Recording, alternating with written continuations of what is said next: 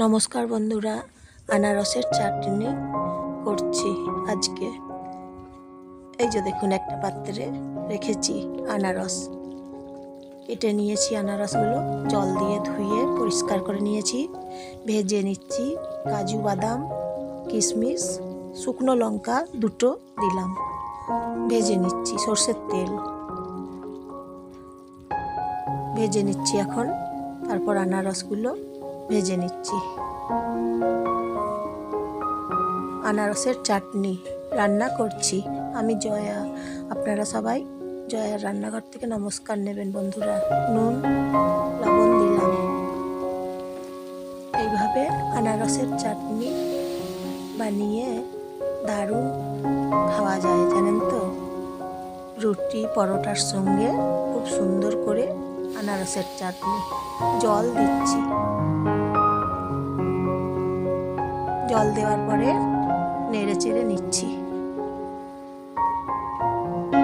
আনারসের চাটনি খেতে খুব মজার। সামান্য চিনি দিচ্ছি।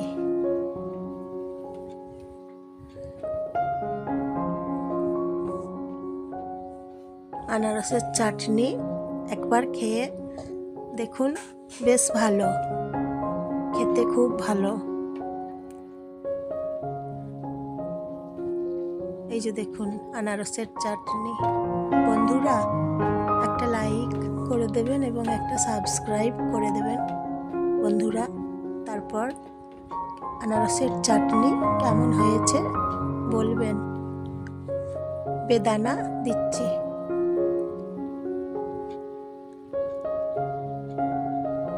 সবাইকে শেয়ার করে দেবেন।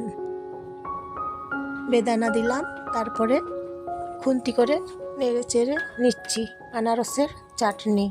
এইভাবে রান্না করছি আনারসের চাটনি। এই যে দেখুন আনারসের চাটনি, তারপর ওপরে বেদানা সামান্য দিচ্ছি, গার্নিশ করে নিচ্ছি। এইভাবে বেদানার দিয়ে আনারস দিয়ে চাটনি এই যে দেখুন বানিয়ে নিলাম।